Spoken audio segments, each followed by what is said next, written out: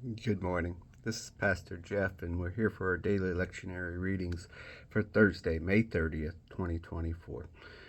We have the opportunity to take the semi-continuous or the complementary reading track beginning now. We are going to go with the semi-continuous so that you can hear some stories in full that maybe you have not in the past. Our psalm reading is Psalm 139, 1 through 6, and 13 through 18. And then our Old Testament reading is from the book of 1 Samuel, chapter 1, verses 1 through 18. And our New Testament reading comes from Acts 25, 1 through 12. With it being Thursday, we are looking ahead to what is going to happen at church on Sunday, and we will be listening in to the message today. Psalm 139. God, investigate my life. Get all the facts firsthand. I'm an open book to you. Even from a distance, you know what I'm thinking. You know when I leave and when I get back. I'm never out of your sight. You know everything I'm going to say before I start the first sentence. I look behind me and you're there. Then up ahead and you're there too. Your reassuring presence, coming and going. This is too much, too wonderful. I can't take it all in. Oh yes, you shaped me first inside, then out. You formed me in my mother's womb. I thank you, high God, you're breathtaking. Body and soul, I am marvelously made. I worship in adoration. What a creation. You know me inside and out. You know every bone in my body. You know exactly how I was made, bit by bit. How I was sculpted from nothing into something. Like an open book, you watched me grow from conception to birth. All the stages of my life were spread out before you. The days of my life all prepared before I'd even live one day. Your thoughts, how rare, how beautiful. God, I'll never comprehend them. I couldn't even begin to count them, any more than I could count the sand of the sea. Oh, let me rise in the morning and live among you.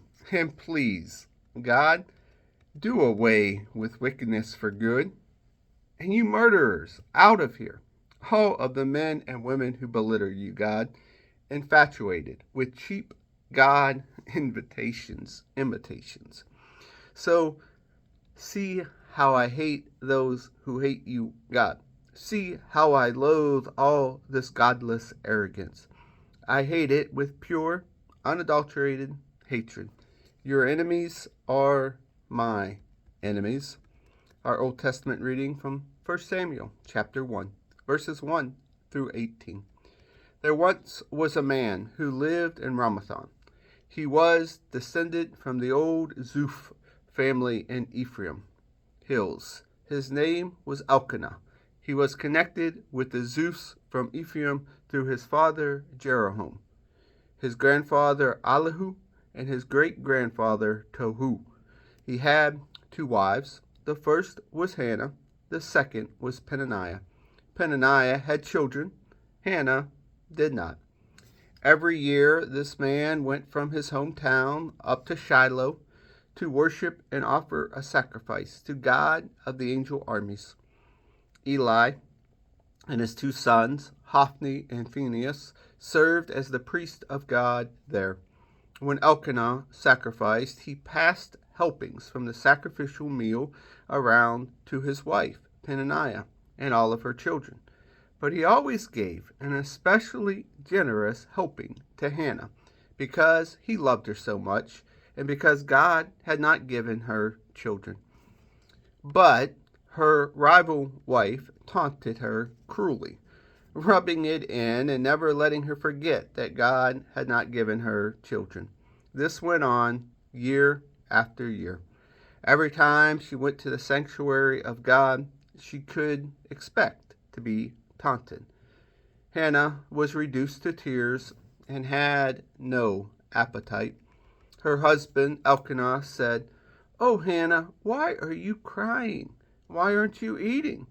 And why are you so upset?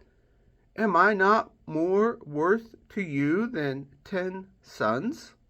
So Hannah ate, Then she pulled herself together, slipped away quietly, and entered the sanctuary. The priest Eli was on duty at the entrance to God's temple in the customary seat. Crushed in soul, Hannah prayed to God and cried inconsolably. Then she made a vow. "Oh, God of the angel armies, if you'll take a good, hard look at my pain, if you'll quit neglecting me and go into action for me by giving me a son, I'll give him completely, unreservedly to you. I'll set him apart for a life of holy discipline." It so happened that as she continued in prayer before God, Eli was watching her closely. Hannah was praying in her heart silently. Her lips moved, but no sound was heard. Eli jumped to the conclusion that she was drunk. He approached her and said, "You're drunk.